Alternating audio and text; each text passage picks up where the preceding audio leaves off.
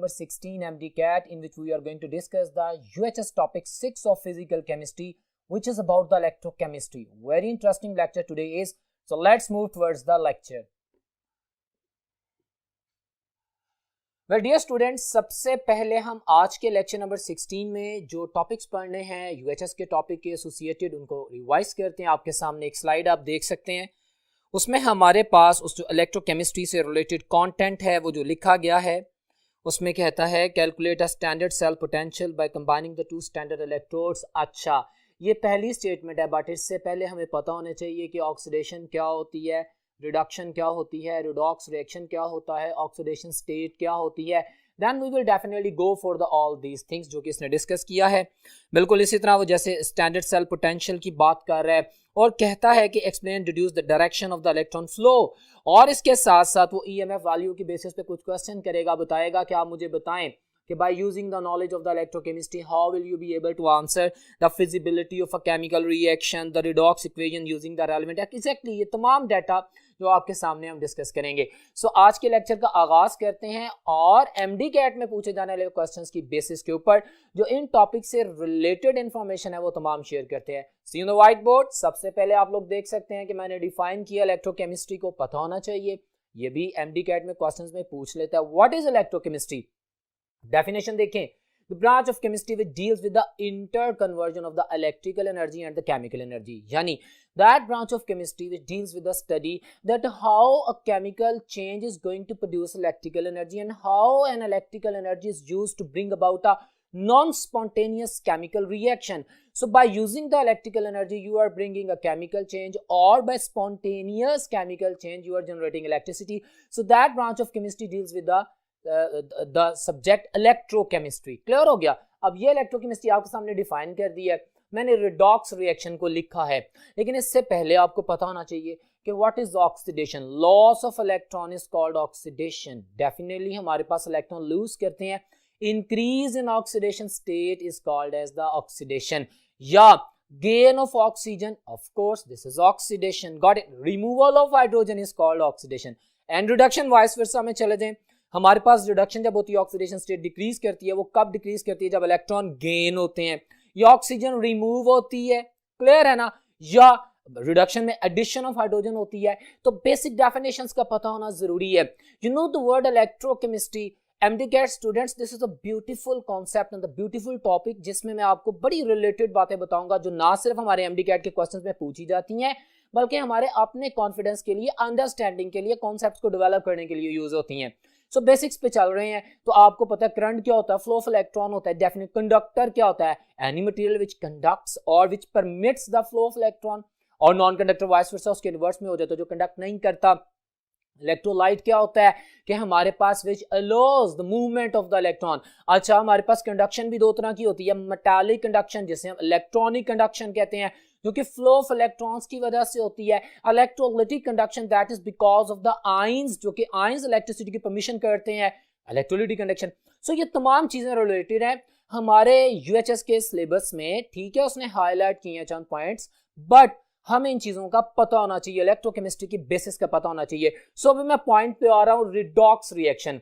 अब वो reaction redox, reduction oxygen, oxidation reduction हो, डिफरेंट केमिकल रिएक्शंस होते हैं, एसिड बेस्ड रिएक्शंस होते हैं, डिस्प्लेसमेंट रिएक्शंस होते हैं।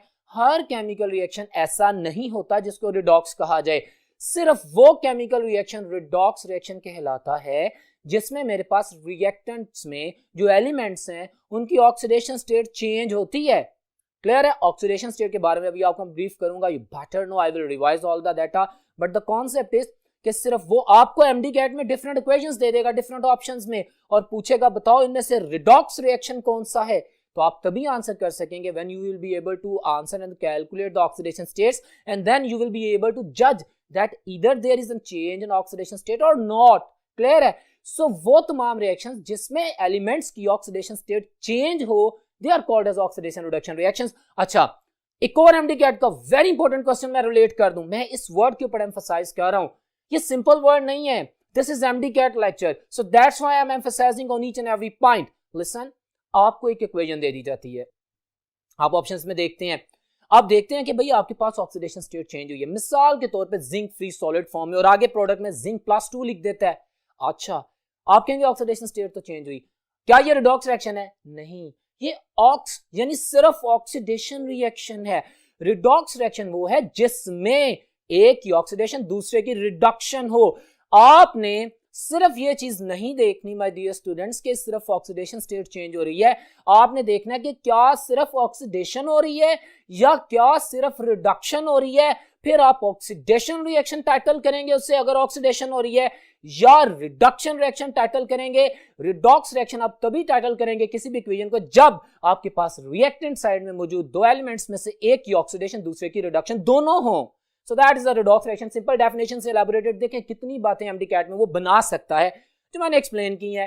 सो ये सिंपल डेफिनेशन आपके सामने मैंने लिख दिया, the reaction in which the transfer of electron takes place. Of course एक कंपैटिबल पार्टनर अगर इलेक्ट्रॉन लूज करता है, अगर वो अपनी ऑक्सीडेशन करता है, तो जो दूसरा है उसकी रिडक्शन होती है, वो इलेक्ट्रॉन गेन कर रहा है, तो कंपैटिबल रिएक्शन, एंटागोनिस्टिक मूवमेंट्स चल रही हैं, रिडॉक्स रिएक्शन है। डेफिनेशन मैंने बता दी, और ये देखो जो मैंने सारी डिटेल की है उसको मैंने अलग-अलग भी कर दिया कि मेरे पास ऑक्सीडेशन हाफ रिएक्शन भी होता है, रिडक्शन हाफ रिएक्शन भी होता है। और आप देखो मैंने कहा कि जो रिडॉक्स रिएक्शन है, जैसे सारी डिस्क्रिप्शन मैंने आप लोगों के लिए की थी, उसमें oxidation half reaction plus reduction half reaction, इन दोनों को सम अप करने के बाद बोला जाता है रिडॉक्स रिएक्शन। सो एमडीकैट में पूछे जाने वाले क्वेश्चंस की प्रैक्टिस भी मैंने करवाई in the form of the 3 MCQs which I place in front of you, you better know. अच्छा, अब आपके पास मैंने मिसाल भी दे दी है। देखो मैं कहता हूं कि जब जिंक मेटल को कॉपर सल्फेट के ब्लू सॉल्यूशन में डाला जाता है, अभी इसकी सारी केमिस्ट्री बहुत इंटरेस्टिंग है, आगे हम पढ़ेंगे। अभी मैंने सिंपल रिएक्शन किया है, तो हम देखते हैं कि कॉपर को वो प्रेसिपिटेट आउट कर देता है और जिंक कॉपर की जगह ले लेता है, जिंक कॉपर को रिप्लेस कर देता है। क्यों करता है अभी बताऊंगा, अभी नहीं, बट ये रिडॉक्स रिएक्शन है। आप देख रहे हैं कॉपर +2 से कॉपर 0 हो गया, डिक्रीज इन ऑक्सीडेशन स्टेट हुई, इसकी रिडक्शन हुई। और zinc oxidation state, free elemental state में किसी भी एलिमेंट की ऑक्सीडेशन स्टेट 0 होती है, तो मेरे पास ये 0 से +2 हो गया, इसकी increase in oxidation state mean इसकी ऑक्सीडेशन हुई। अब देखो इसकी रिडक्शन हो रही है, इसकी ऑक्सीडेशन, हाँ मैं इसको रिडॉक्स इक्वेशन कह सकता हूं। I am emphasizing on this point because this is a very simple question and normally student is going to be deceived by this kind of the reactions. So listen, मेरे पास ये redox reaction है, हाँ इसकी clarity के लिए मैंने कह दिया, अगर मैं सिर्फ जिंक को कंसीडर करूं तो यहाँ पे सिर्फ ऑक्सीडेशन हो रही है, so this is an oxidation half reaction. Copper को कंसीडर करूं तो सिर्फ गेन ऑफ इलेक्ट्रॉन हो रहा है, रिडक्शन हो रही है, so this is a kind of a reduction reaction. So well that was a brief understanding what do you mean bye oxidation, what do you mean by reduction, what do you mean bye redox reaction, what do you mean bye simple oxidation and the reduction reactions. Clear है? अब चलते हैं next board पर, देखते हैं वहां पे क्या है। वेल डियर स्टूडेंट्स, अब हमारे एमडीकैट के सिलेबस में उसने बात की थी ऑक्सीडेशन स्टेट की। What do you mean by oxidation state? I am going to define that. I know that you know, but I am going to revise that. Apparent charge on an atom in the molecule. एक molecule में different atoms हैं, हर atoms का एक oxidation state होता है। Basically in general बहुत सी बातें हैं जिनमें से मैं बहुत सी आपसे शेयर कर रहा हूं एमडीकैट के पॉइंट ऑफ व्यू से। जनरली जो एलिमेंट जिस ग्रुप में पाया जाता है, वो जो ग्रुप नंबर होता है, वो उस ग्रुप में पाए जाने वाले एलिमेंट्स की मैक्सिमम पॉसिबल ऑक्सीडेशन स्टेट को शो करता है। जैसे 1A में +1 मैक्सिमम है, गॉट इट। 2 में +2 आ जाती है। अच्छा, वेरिएबल आ जाते हैं due to the involvement of the D and F subshell, but that is another chemistry, I am not emphasizing on, but I am just going to explain a very simple concept of the oxidation state. Basically, oxidation state is the binding capacity, tendency of an element to combine with the other atom in a molecule. Got it? So, apparent charge, जाहिरी तौर पे जो charge पाया जाता है किसी भी element में एक मॉलिक्यूल के अंदर, उसको कहते हैं ऑक्सीडेशन स्टेट. अब इससे रिलेटेड बड़ी खूबसूरत बात है जो कि एमडीकैट के क्वेश्चंस हैं, मैंने हाईलाइट किए हैं. Watch on this definition. मैंने कहा कि इट इज वेरिएबल. हाँ, वेरिएबल होती है ना. एक ऑक्सीजन एटम है, नॉर्मल ऑक्साइड में -2 होता है, ओके. पर ऑक्साइड में वही oxygen atom -1 oxidation state show करता है. सुपर ऑक्साइड्स में वही oxygen atom -½ oxidation state show करता है. एटम वही है, एलिमेंट तो वही है, बट ऑक्सीडेशन स्टेट वेरी कर रही है. इसी तरह हम डिफरेंट कंपाउंड्स पढ़ते हैं, जैसे HClO, HClO2, HClO3, हमारे पास +-1 से +-3, +-5, +-7 तक जाती है. तो ऑक्सीडेशन स्टेट वेरी करती है. एक ही एलिमेंट किसी भी डिफरेंट कंपाउंड में उस कंपाउंड के मुताबिक अपने different possible oxidation states show करता है. So it's variable, it may be in fractions. जैसे मैंने अभी बोला ऑक्सीजन 2 है, 1 है और 0.5 भी है. सुपर ऑक्साइड में -½ है ना. और ऑक्सीजन से रिलेटेड एक और बड़ी जबरदस्त एमडीकैट का एमसीक्यू आपके लिए कि ऑक्सीजन चूंकि फ्लोरीन के बाद सबसे ज्यादा इलेक्ट्रॉन एक्टिव एलिमेंट है, तो नॉर्मल यूजुअली जितने भी ऑक्साइड्स हैं उनमें ऑक्सीजन माइनस होती है, ऑक्सीडेशन स्टेट नेगेटिव होती है। बट फ्लोरीन के साथ जब हमारे पास OF2 की केमिस्ट्री आती है, OF2 की, वाहिद फ्लोरीन के साथ ऑक्सीजन का कॉम्बिनेशन है जिसमें oxygen positive oxidation state show करती है। यहाँ पे मैंने वर्ड नेगेटिव और पॉजिटिव को एक्सप्लेन किया है। Every line and every word is an MDCAT MCQ, listen my words. आगे देखें, इट मे बी पॉजिटिव और नेगेटिव, जिसको मैंने जस्टिफाई किया है। उसके बाद elements in free state has zero oxidation state, we know that it's variable, it's plus, it's minus. ये प्लस माइनस डिपेंड करता है कि पार्टनर एटम की इलेक्ट्रोनेगेटिविटी या इलेक्ट्रोपॉजिटिविटी कितनी है। अगर एक एटम के साथ स्ट्रांगली इलेक्ट्रॉन एक्टिव एटम लगा है तो वो इलेक्ट्रॉनिक क्लाउड का स्नैच कर लेगा, that has the greater tendency to attract the shared pair of electron, it means that becoming the negative and this one becoming the positive। मैं carbon tetrachloride की बात करता हूं, CCl4 की। अब कार्बन क्लोरीन से लेस इलेक्ट्रोनेगेटिव है। CCl4 में कार्बन की ऑक्सीडेशन स्टेट जो भी है डेफिनेटली -1 क्लोरीन पे तो +4 आएगी। अब वही कार्बन जब H के साथ मिलता है बायोगैस में, नेचुरल गैस में, मीथेन में, CH4 में, तो वही कार्बन चूंकि हाइड्रोजन से ज्यादा इलेक्ट्रोनेगेटिव तो उस पर नेगेटिव ऑक्सीडेशन स्टेट शो होगी। तो पॉजिटिव और नेगेटिव का फैसला जो भी है वो डिपेंड करता है कि पार्टनर एटम की इलेक्ट्रोनेगेटिव स्ट्रेंथ कितनी है। तमाम बातें रिलेटेड है आपके कॉन्सेप्ट को डेवलप करने के लिए, ग्राउंड से मूव कर रहा हूं for you people, so you can understand that out. अब बात करते हैं कैलकुलेट कैसे करेंगे ऑक्सीडेशन स्टेट को। वेरी सिंपल, मैंने एक न्यूट्रल मॉलिक्यूल लिखा, फिर मैंने उसके आयनिक फॉर्म में भी लिख दिया। इसको मैंने समझाने की कोशिश की है, आपकी रिवीजन है, यू कैन। और MDCAT में क्वेश्चन आएंगे, वो आपको कहेगा बताओ इस मॉलिक्यूल में इस एलिमेंट की क्या ऑक्सीडेशन स्टेट है। अगर मैं ये जानता हूं तो फिर मैं आंसर कर सकूंगा। वॉच दिस, कॉपर सल्फेट है। सुनो, कॉपर सल्फेट की मैंने बात की है, न्यूट्रल मॉलिक्यूल है। देखो इस मॉलिक्यूल के ऊपर अभी कोई चार्ज तो नहीं है ना। अगर चार्ज नहीं है तो देखो मैंने इसको लिखा है copper sulphate is equal to 0, कोई चार्ज नहीं है, न्यूट्रल है, ठीक है। अब वो मुझे कहता है कॉपर सल्फेट में सल्फर एलिमेंट सल्फर की ऑक्सीडेशन स्टेट बताओ। जिसकी मैंने ऑक्सीडेशन स्टेट कैलकुलेट करनी है मैं उसको X कह देता हूं, बाकी तमाम एलिमेंट्स की ऑक्सीडेशन स्टेट को प्लस कर देता हूं, ऐड कर देता हूं। क्लियर है? वॉच दिस, मुझे पता है कॉपर पे +2 ऑक्सीडेशन स्टेट होती है, इसमें मैंने ऐड कर दिया X इसलिए कि सल्फर की तो फाइंड आउट करनी है। Very simple, very easy, but it's revision for you people. अब देखें ऑक्सीजन -2 होती है नॉर्मली, कितने ऑक्सीजन के एटम है 4, तो आई एम गोना मल्टीप्लाई 4 विद -2। बहरहाल इसमें ऐड कर रहा हूं, आंसर इज इक्वल टू 0 क्योंकि जो ओवरऑल मॉलिक्यूल न्यूट्रल था। क्लियर है? अब देखो x मैं सॉल्यूशन कर रहा हूं ना, +2 + x -8, सिंपल मैथ है। x -6 kilo 0 and x is +6, so oxidation की जो x सल्फर है ना, तो ऑक्सीडेशन स्टेट जो सल्फर की है यहाँ पे +6 आ गई है। I will simply place in few seconds, you must answer that. And मुमकिन है MDCAT के किसी रिएक्शन इक्वेशन में आपको कोई ऐसा रिएक्शन दे दिया जाए जिसमें आपको at a time within the limited time of the 30 and 40 seconds आपको 2-3 मॉलिक्यूल्स में मौजूद डिफरेंट एलिमेंट्स की ऑक्सीडेशन स्टेट कैलकुलेट करनी हो। और आप जानते हैं ये बड़ा इजी है, but you have to practice it like this. तो आपने कैलकुलेट कर लिया। अब मैंने देखो Cr2O7 डाइक्रोमेट आयन -2, मैंने इसमें पूछा मुझे बताओ क्रोमियम की ऑक्सीडेशन स्टेट क्या है। ओके, तो वही प्रिंसिपल मैं आप लोगों के लिए रिवाइज कर रहा हूं भाई। जो चार्ज है वो मैंने इज इक्वल टू -2 लिख दिया, मैंने यूनिट लिखा और जो चार्ज है उसको इक्विवेलेंट कर दिया। वही केमिस्ट्री, मैंने Cr2, मैंने क्रोमियम की ऑक्सीडेशन स्टेट फाइंड आउट करनी थी ना, मैंने क्रोमियम को X कहा। क्रोमियम कितने हैं 2, तो मैंने X के साथ 2 लगा दिया, 2x। क्लियर है? ऑक्सीजन -2 होती है, 7 एटम्स हैं, तो जब इसको मैं सॉर्ट आउट करता हूं 2x - 14 इज इक्वल टू -2, ये 14 प्लस हो जाएगा ऑपोजिट साइड पे जाके और आंसर मेरे पास 12 आ जाएगा। और जब मैं डिवाइड करूंगा, मैंने x फाइंड आउट करना है ना, x ऑक्सीडेशन स्टेट एक एलिमेंट की फाइंड आउट करनी होती है और ये हम बहुत आसानी से जानते हैं, हमें पता है। So I am practicing for all of you, you can understand. मेरे पास ये ऑक्सीडेशन स्टेट डिवाइड करने के बाद +6 आ जाती है, तो मैं कहूंगा भाई यहाँ पे क्रोमियम +6 है। कोई भी मॉलिक्यूल, कोई भी आयन, कोई भी K आयन, कोई भी A9 दे दे तो मैं इसी मेथड में कैलकुलेट कर लूंगा। मुझे अमोनियम आयन दे देता है NH4+1, तो मैं इक्विवेलेंट +1 कर लेता और बाकी फिर ऑक्सीडेशन स्टेट्स को कैलकुलेट करता अगर नाइट्रोजन की कैलकुलेट करनी होती। सो जो चार्ज है उसको इक्वल लिखना है, अगर चार्ज नहीं है तो उसको 0 की फॉर्म में लिख देना है। मैं बार बार रिवाइज कर रहा हूँ, ट्रिक आउट नहीं होना, ठीक है, इसलिए रिवाइज कर रहा हूँ कि आप लोगों की अंडरस्टैंडिंग हो जाए। और ये देखो मैंने यहाँ पे एक सिंपल ब्रोमीन एलिमेंट लिखा है। एलिमेंट्स फ्री स्टेट में 0 ऑक्सीडेशन स्टेट रखते हैं। मैंने डिफाइन क्या किया, charge on an atom in a molecule, और मॉलिक्यूल भी होमोन्यूक्लियर नहीं हेटेरोन्यूक्लियर हो, जहां पे इलेक्ट्रॉन एक्टिविटी डिफरेंस हो, जहां पे प्रॉब्लमेटिक सीन बन सकते हैं जैसे हमने कैलकुलेट किए।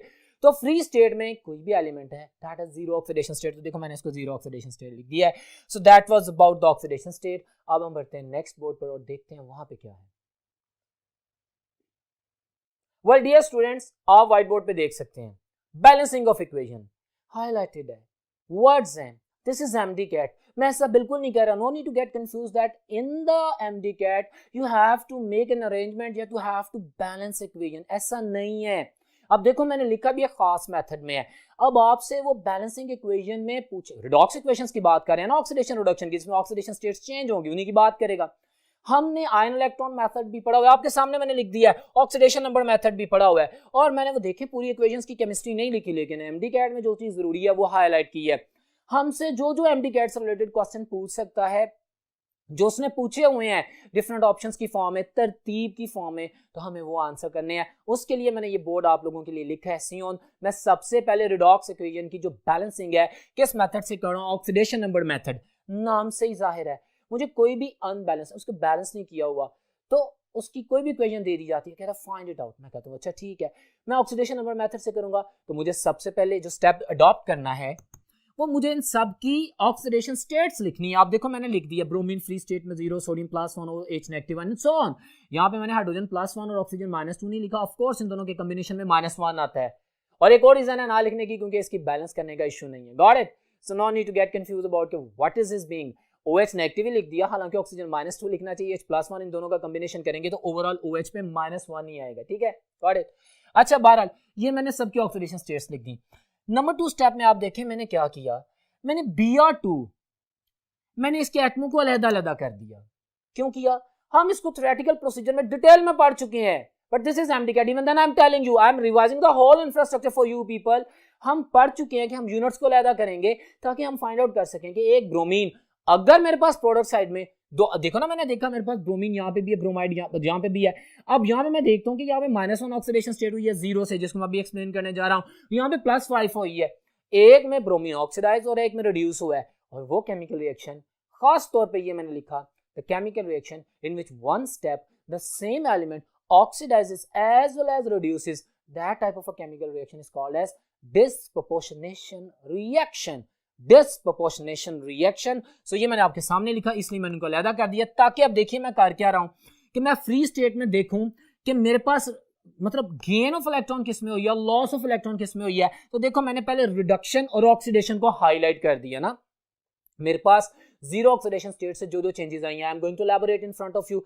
If you are listening to me you will be in the best position to solve all kind of the data। अगर आपको इससे पहले कंफ्यूजन रही है तो भी, तो स्टेप्स वाइज चल रहे हैं, मैंने हाईलाइट कर दिया। अब देखो मैंने क्या किया, मैंने देखा कि यार यहाँ पे ब्रोमीन से जब Br नेगेटिव हुआ है तो कितने इलेक्ट्रॉन गेन किए हैं, 1 इलेक्ट्रॉन, ठीक है। और यहाँ पे जो ऑक्सीडेशन हो रही है +5 ऑक्सीडेशन स्टेट आ रही है ना, कैसे फाइंड आउट किया, अभी मैंने पढ़ाया था ऑक्सीडेशन स्टेट को कैसे फाइंड आउट करना है, हमने फाइंड आउट कर लिया।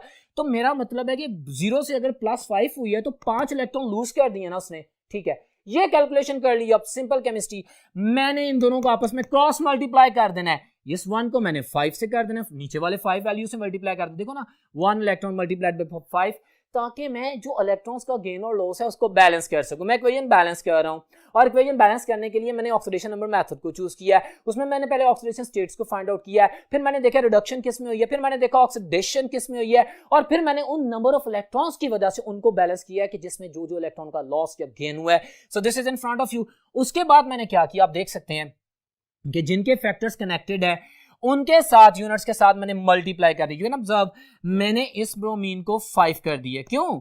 क्योंकि सर इसको आपने 5 से मल्टीप्लाई किया। ये जो 5 मल्टीप्लाइंग यूनिट है, आपने जिन जिन के साथ ये कनेक्टेड है उनके साथ लगा देना है। देखो 5 NaBr एंड 5 Br, क्योंकि इन दोनों के साथ कनेक्टेड था, और ये 1 था तो भाई इसको एज इट इज रहने दे। देखो मैंने इसको डिस्टर्ब नहीं किया, ये ब्रोमीन भी 1 रहने दी और इसको भी 1 रहने दिया, क्योंकि 1 के साथ मैंने मल्टीप्लाई करना था। मैंने इससे मल्टीप्लाई जिसके साथ किया है उस यूनिट को मैंने उन रिएक्टेंट या प्रोडक्ट के साथ लगाना है एज अ मोल, ठीक है। तो वो प्लेस कर दिया। अब आपके सामने ये सामने आ जाती है, क्या मेरी इक्वेशन बैलेंस हुई? नहीं सर, अभी यहाँ पे आपने इलेक्ट्रॉन बैलेंस कर लिए और वो यूनिट्स बैलेंस किए जिनमें ऑक्सीडेशन रिडक्शन का इश्यू था, इसको तो बैलेंस कर लिया। पूरी बैलेंस इक्वेशन करनी है, एंड में आप बोलते हैं हिट एंड ट्रायल मेथड। अब आप कैलकुलेट करेंगे कि भाई मेरे पास बाकी जो एलिमेंट्स थे किसी भी कंपाउंड में जो कि बैलेंस नहीं किए गए, जो कि अंडर डिस्कशन नहीं लाए गए, जिनकी ऑक्सीडेशन रिडक्शन नहीं हुई, जो कि रिडॉक्स में इन्वॉल्व नहीं है, उनको बैलेंस करना है सिंपल बाय काउंटिंग। तो मैंने जब उसको काउंट आउट किया तो मैंने कहा कि मेरे पास यहाँ पे Na और यहाँ पे Na काउंट करता हूँ 6 है, मैंने यहाँ पे 6 Na कर दिया एंड डेफिनेटली ऑक्सीजन हाइड्रोजन मेरे पास बैलेंस होगी. So this was a balance equation. This was a method of the balancing of equation on the basis of the oxidation number method. ये तमाम एस्पेक्ट्स एमडीकैट में पूछेगा, हाँ पूछेगा, इसलिए मैंने स्टेप्स लिख दिए हैं. हिट एंड ट्रायल होता है, क्लियर है. उसके बाद आप क्या करते हैं, पहले इलेक्ट्रॉन्स को लाइक दैट बैलेंस करते हैं, ऑक्सीडेशन रिडक्शन का पता करते हैं. तो ये तमाम चीजें ध्यान में रखनी है. अगर पूछते हैं एमडीकैट में, we will be in a better position to answer that. फिर दूसरे मेथड पे आते हैं. हम लोग जानते हैं कि इक्वेशन बैलेंसिंग में आयन इलेक्ट्रॉन मेथड होता है, हमारी बुक में है, डिटेल में लेवल्स में भी है, हमारे पास एफएससी में भी है. So we are going to answer that in the simplest way. लेकिन एमडीकैट में आप देखो इतनी लंबी equation, acidic media, basic media, oxygen hydrogen की बैलेंसिंग, मैंने तो कुछ भी नहीं लिखा यहाँ पे. क्यों नहीं लिखा? क्योंकि मुझे पता है कि उसने एमडीकैट में जो क्वेश्चंस करने हैं वो इन इंफॉर्मेशन की बेस पे करनी है. जरा गौर से सुनिएगा. हम जानते हैं इलेक्ट्रॉन मेथड में जब किसी भी इक्वेशन को बैलेंस किया जाता है तो जो भी प्रोसीजर है उसको एसिडिक और बेसिक मीडिया दोनों सिनेरियो में जरा डिफरेंट पैटर्न में ऑब्जर्व किया जाता है. वो मैंने लिखा है. क्या है? See that. मैं अगर एसिडिक मीडियम में बात करूं, सबसे पहले मैं जो गिवन इक्वेशन है, ऑफ कोर्स आपको पता है आयंस की फॉर्म में डिलीवर की जाती है. आपकी बुक्स में एग्जांपल्स हैं जैसे MnO4 माइनस सो ऑन, आपके पास Mn+2 वगैरह. तो कंप्लीट मॉलिक्यूल नहीं लिख रहा, उसके हाफ्स को लिख रहा है. मैं ऑक्सीडेशन और रिडक्शन हाफ अलहदा करूंगा. वो मैं कैसे करूंगा? मैं सिंपल देखूंगा कि भाई किस एलिमेंट की कहां पे रिडक्शन हो रही है, कहां पे ऑक्सीडेशन हो रही है. मुझे कैसे पता चलेगा? मैं देखूंगा कि उनकी ऑक्सीडेशन स्टेट क्या है. जैसे अभी प्रैक्टिस की, अगर तो ऑक्सीडेशन स्टेट इंक्रीज हो रही है तो ऑक्सीडेशन हो रही है, डिक्रीज हो रही है तो रिडक्शन हो रही है. मैं दो हाफ्स अलहदा कर दूंगा. फिर बैलेंस द इलेक्ट्रॉन्स. अच्छा, इससे पहले मैं एटम्स बैलेंस करूंगा. ऑक्सीडेशन हाफ इक्वेशन को पकड़ लिया, रिडक्शन हाफ इक्वेशन को पकड़ लिया, जो भी है पहले उनके एटम्स बैलेंस करूंगा. सिंपली उन दोनों में नंबर ऑफ एटम्स बैलेंस कर दूंगा, नंबर ऑफ मोल्स लगा के. प्रैक्टिस आपके सामने है. फिर मैं इलेक्ट्रॉन्स बैलेंस करूंगा कि भाई इसमें अगर फॉर एग्जांपल 4 इलेक्ट्रॉन्स की एडिशन हुई है तो मैं उस तरफ भी 4 इलेक्ट्रॉन करूंगा. यानी दोनों तरफ अगर मैं काउंट करूं तो नंबर ऑफ इलेक्ट्रॉन्स बराबर हो. इंटरेस्टिंग बात जो एमडीकैट में पूछी जाती है ना, वॉच दिस, वो ये है इसकी बेस पे कि आपको इक्वेशन दे देता है, आप पॉइंट्स बना के पूछता है बताओ ऑक्सीडेशन स्टेट्स भी लिखी होती हैं उसने एमडीकैट के पेपर में, और कहता है बताओ कितने इलेक्ट्रॉन गेन किए या कितने इलेक्ट्रॉन लूज किए. तो very simple, you can calculate at your finger tips with in seconds. Oxidation state उसने लिखी, आप सिंपली देखेंगे भाई अगर Mn+2 से +5 हुआ है या +5 से या +7 से सोन जो भी है +2 है तो कितने इलेक्ट्रॉन लूज किए. You will answer that. और अगर उनसे पहले उसने नंबर ऑफ मोल्स लगाए होंगे तो जितने इलेक्ट्रॉन है उनको नंबर ऑफ मोल से मल्टीप्लाई कर देंगे, क्योंकि एक एलिमेंट के लिए अगर 5 इलेक्ट्रॉन का गेन या लॉस हुआ है तो 2 मोल्स के लिए 10 का हो जाएगा, 3 के लिए 15 का हो जाएगा. You are listening my words, what I am trying to teach you. Clear है?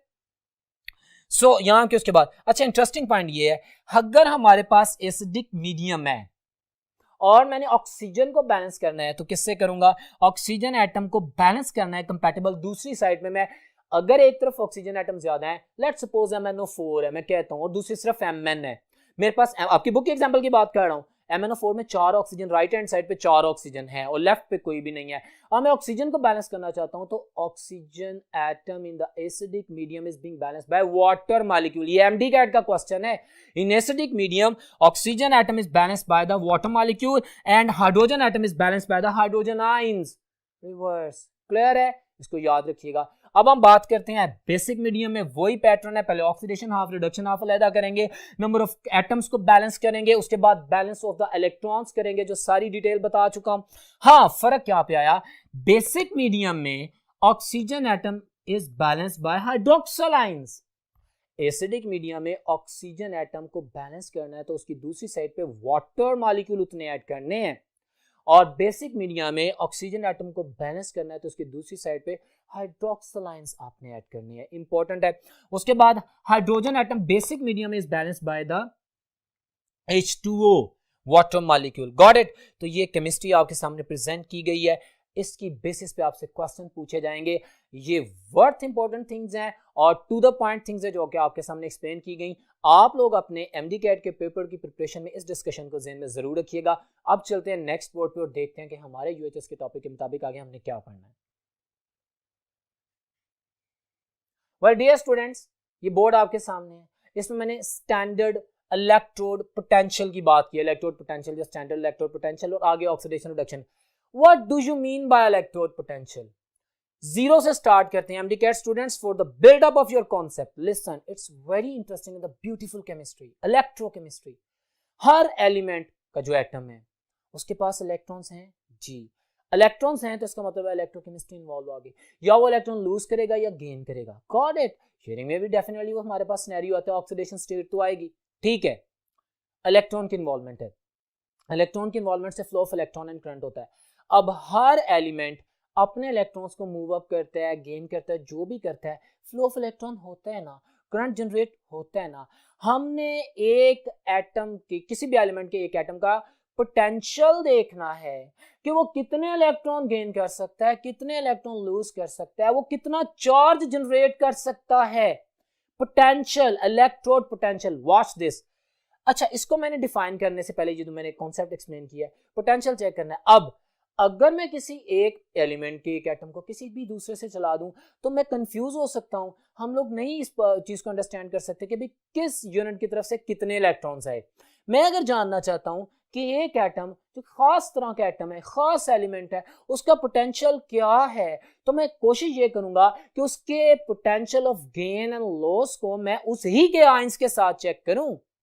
अगर हाइड्रोजन की बात करूंगा तो हाइड्रोजन के आयंस रिक्वायर्ड हैं। अगर मैं जिंक की बात करूंगा तो जिंक के आयंस रिक्वायर्ड हैं। मैं पूरे पीरियोडिक टेबल में मौजूद किसी भी एलिमेंट की, इसमें आप हाइड्रोजन की बात भी सुन रहे हैं, मेटल और नॉन मेटल की मैंने बात नहीं की, मैं पोटेंशियल की बात कर रहा हूं। मेरे पास मेटल भी हो सकती है, नॉन मेटल भी हो सकती है। हर एंटिटी जिसके पास इलेक्ट्रॉन है, अगर मैं उसको उस ही के आयंस के साथ कनेक्शन में लाऊंगा तो मुझे पता चल जाएगा। वो बात की बात है कि इलेक्ट्रॉन लूज कर रहा है, मेटल है, इलेक्ट्रॉन गेन कर रहा है, नॉन मेटल है, गॉट इट, या ट्रांजिशन मेटल है। इसकी केमिस्ट्री पे अभी आऊंगा, अभी आप बेसिक समझ लें। Watch this, what do you mean by electrode potential? Electrode of any element in contact with the ions, किसके साथ? Solution of its own ions, develop a potential. Hydrogen neutral atom को हाइड्रोजन आयन के साथ connection करें तो एक ion कितने electron लेता है? अपने ही जैसे एटम से, या अपने ही जैसा प्योर एटम अपने ही आयन को कितने इलेक्ट्रॉन की गिवन टेक करता है? तो total flow of electron regarding that element 100% उसी से एसोसिएटेड होगा, प्योर होगा। हाइड्रोजन हाइड्रोजन के साथ इलेक्ट्रॉन एक्सचेंज कर रहा है तो जितने वो कर सकता है उतने ही करेगा, तो मेरे पास उस एलिमेंट का इलेक्ट्रोड पोटेंशियल आ जाएगा। बहुत इंपॉर्टेंट बात है, electrode potential without any confusion, the clear one, जो मैंने आपके सामने एक्सप्लेन किया। अब स्टैंडर्ड हाइड्रोजन इलेक्ट्रोड, इसको लिखने से पहले इसकी जरूरत, इसको नॉर्मल हाइड्रोजन इलेक्ट्रोड भी कहते हैं, लेवल्स में इसको नॉर्मल हाइड्रोजन इलेक्ट्रोड भी कहते हैं। इसके अलावा मैं कैलुमल इलेक्ट्रोड की भी बात करूंगा जो कि स्टैंडर्ड हाइड्रोजन इलेक्ट्रोड से ज्यादा एडवांस है, जिसमें मर्करी का यूनिट यूज होता है, but that is not the part of our MDCAT syllabus. बस मैंने नाम ले दिया, कैलुमल इलेक्ट्रोड है, वो शी से यानी स्टैंडर्ड हाइड्रोजन इलेक्ट्रोड से अच्छा होता है। स्टैंडर्ड हाइड्रोजन इलेक्ट्रोड को नॉर्मल हाइड्रोजन इलेक्ट्रोड कहते हैं। क्वेश्चन, इसकी जरूरत क्या है? मुझे बताएं, क्या ये पॉसिबल है कि हम हर एलिमेंट्स को अलहदा उसी के सॉल्यूशन में बनाया और उसका पोटेंशियल कैलकुलेट करें, या साइंटिफिक मेथोडोलॉजी को अडॉप्ट करें, मैं एक स्टैंडर्ड बना लूं और उसका मैं इलेक्ट्रोड पोटेंशियल नोट कर लूं और बाकी हर एलिमेंट को उससे कनेक्ट कर दूं और उसके साथ कनेक्शन के बाद जो डिफरेंस सामने आए उसकी बेसिस के ऊपर मैं उस दूसरे एलिमेंट का इलेक्ट्रोड पोटेंशियल डिफाइन कर दूं। मैं एक स्टैंडर्ड के साथ लिंक करूं किसी भी दूसरी चीज को, मैं देखूं कि हमारे पास वो कितने इलेक्ट्रॉन गेन कर रहा है या कितने इलेक्ट्रॉन लूज कर रहा है, उसके लिए standard hydrogen electrode. Then why only hydrogen electrode? Because hydrogen the father of element is the simplest element, इसके पास एक ही इलेक्ट्रॉन है। मैंने जो स्टैंडर्ड बनाना है, मैंने उस स्टैंडर्ड में मिनिमम फ्लो ऑफ इलेक्ट्रॉन रखना है ताकि उसको मैं जीरो कंसीडर करके या प्लस माइनस करना हो तो उसके साथ आसानी से प्लस माइनस कर सकूं। स्मॉलेस्ट एलिमेंट हाइड्रोजन जिसके पास सिर्फ एक इलेक्ट्रॉन है, हम उसका इलेक्ट्रोड पोटेंशियल कैलकुलेट कर लेते हैं। कैसे करते हैं आप जानते हैं, वो मैंने केमिस्ट्री भी लिख दी आपके सामने। हम 1 मोलर सोल्यूशन लेते हैं, किसका? कंसंट्रेटेड HCl का। HCl का क्यों? क्योंकि वो एक हाइड्रोजन आयन जनरेट करेगा, H पॉजिटिव आयन। अच्छा, आयन तो आ गए ना अपने ही एलिमेंट के, अब उसमें मैं हाइड्रोजन गैस को बबल आउट करूंगा। हाइड्रोजन नॉन मेटल है, इसका इलेक्ट्रोड तो हमारे में डिफरेंट केमिस्ट्री है, एक material solid, but I am talking about कि हर एलिमेंट के पास इलेक्ट्रॉन का फ्लो होता है। मैं गैस का भी कैलकुलेट कर सकता हूं। मैंने स्टैंडर्ड हाइड्रोजन इलेक्ट्रोड जब बनाया तो मुझे पता है कि अगर मैं इसको किसी कंडक्टर मटेरियल के साथ, सुपरफिशियल कंडक्टर के साथ कनेक्ट कर दूं और इसके आयंस एक्सचेंज में आ जाए, मतलब तो मेरा इलेक्ट्रॉन फ्लो ही है ना। तो उसके लिए मैं क्या करता हूं, हम एक फॉयल लेते हैं, प्लाटिनम फॉयल, उसके ऊपर बारीक बारीक फाइनली डिवाइडेड बारीक बारीक पीसेस में की हुई प्लाटिनम को कोट करते हैं, प्लाटिनम ब्लैक को। अब जानते हैं ग्लास जार बना होता है। अब 1 मोलर HCl सोल्यूशन हमारे पास बीकर में मौजूद होता है, ऊपर से हाइड्रोजन गैस को बबल अप करते हैं। हाइड्रोजन गैस है वो जब प्लाटिनम इलेक्ट्रोड के साथ कनेक्शन में आएगी, डेफिनेटली वो सरफेस तो प्रोवाइड कर रहा है ना प्लाटिनम, जिसके ऊपर करंट की एक्सचेंज हो जाएगी जी। अब नीचे H पॉजिटिव आयन है जो कि उसके साथ कनेक्टेड है। जैसे ही हाइड्रोजन विद 1 इलेक्ट्रॉन आएगी, उसे सिस्टम में H पॉजिटिव आयन नजर आएगा, उसको इलेक्ट्रॉन डोनेट कर देगी, या H पॉजिटिव आयन स्नैच कर लेगा इलेक्ट्रॉन को अपने ही जैसे एटम से गॉट इट। तो यूं हमारे पास एक इलेक्ट्रोड पोटेंशियल डेवलप होगा, उसकी वैल्यू होती है, बट आर्बिट्रेरीली हम जानबूझ के उसको जीरो कंसीडर करते हैं। हम वो वैल्यू काउंट कर लेते हैं और हम जब किसी भी दूसरे एलिमेंट के इलेक्ट्रोड को उसके साथ कनेक्ट करते हैं, कोई भी एलिमेंट मसलन जिंक है, जिंक का अपना इलेक्ट्रोड पोटेंशियल है, वो जिंक सल्फेट के सॉल्यूशंस में है, मैं उसकी वैल्यू मेजर करना चाहता हूँ, ऑक्सीडेशन कार्ड रिडक्शन कार्ड है, तो उसको मैं शी के साथ कनेक्ट कर देता हूँ, इलेक्ट्रॉन फ्लो होते हैं, गेन होते हैं, गॉट इट, हमारे पास केमिस्ट्री आती है। सो ये कंडीशंस एंड स्टैंडर्ड ये भी पूछी जा सकती हैं, आपको पता होना चाहिए। फाइनली डिवाइडेड कोटेड के साथ एक्सचेंज ऑफ इलेक्ट्रॉन होती है। हम जानबूझ के नॉर्मल हाइड्रोजन इलेक्ट्रोड या स्टैंडर्ड हाइड्रोजन इलेक्ट्रोड के जो इलेक्ट्रोड पोटेंशियल उसको जीरो कंसीडर करते हैं और इसके साथ तमाम एलिमेंट्स को कनेक्ट करके एक इलेक्ट्रोकेमिकल सीरीज बनाते हैं, जो मैं अभी नेक्स्ट बोर्ड पे बताऊंगा आप लोगों को, वेट फॉर अ व्हाइल। बाकी तमाम केमिस्ट्री इलेक्ट्रोकेमिस्ट्री उसी से सूटेड है और वो मैं अभी आपको एक्सप्लेन करूंगा इन सिंपलेस्ट वे। तो यूं आपके पास देखो, आपके पास अगर हाइड्रोजन आयन जो कि सोल्यूशन में मौजूद है इलेक्ट्रॉन गेन करते हैं तो रिडक्शन होती है, हाइड्रोजन गैस निकल जाती है। तो गेन ऑफ इलेक्ट्रॉन जो होता है वो भी आपके सामने, लॉस भी। अच्छा वाच दिस, यहाँ पे तो गेन ऑफ इलेक्ट्रॉन हो रहा है, ये ऑक्सीडेशन नहीं, ये रिडक्शन होगी। Gain of electron is reduction, और यहाँ पे लॉस ऑफ इलेक्ट्रॉन हो रहा है, हमारे पास ऑक्सीडेशन हो रही है। So I am gonna highlight this in oxidation. ये आप लोगों के लिए स्पेसिफिकली रिटर्न किया गया है ताकि आपको पता लग सके कि रिडक्शन किसे कहते हैं, ऑक्सीडेशन किसे कहते हैं। यहाँ पे H पॉजिटिव आयन ने 2 इलेक्ट्रॉन गेन किए हैं, इसकी रिडक्शन हुई है, हाइड्रोजन गैस लिबरेट हुई है। अच्छा इसका कुछ वैल्यू आई थी बट आर्बिट्रेरली टेकन है जीरो। क्लियर है? बिल्कुल इसी तरह यहाँ पे इसने इलेक्ट्रॉन को लूज किया है, इसकी ऑक्सीडेशन हुई है but it is taken as arbitrarily zero. क्यों? ताकि हम इसको जब कनेक्ट करें तो दूसरे एलिमेंट्स का जो भी रिडक्शन पोटेंशियल वो सामने आ जाए, या ऑक्सीडेशन पोटेंशियल। अब ये इलेक्ट्रोड पोटेंशियल बात कर रहे थे, इसके 2 हिस्से हैं जो मैंने बोल दिए हैं। वॉच दिस, हमारे पास जब मैं कपल करता हूं किसी भी एलिमेंट को शी के साथ, तो मेरे पास उसके कुछ पोटेंशियल आते हैं, उसके इलेक्ट्रोड का एक पोटेंशियल आता है, या तो इलेक्ट्रॉन गेन करता है या वो लूज करता है। बाद में से हाइड्रोजन आयन जो इलेक्ट्रॉन गेन करते हैं, बाद में वो लूज करता है, ठीक है, इसलिए ये इस बात को ध्यान में रखें।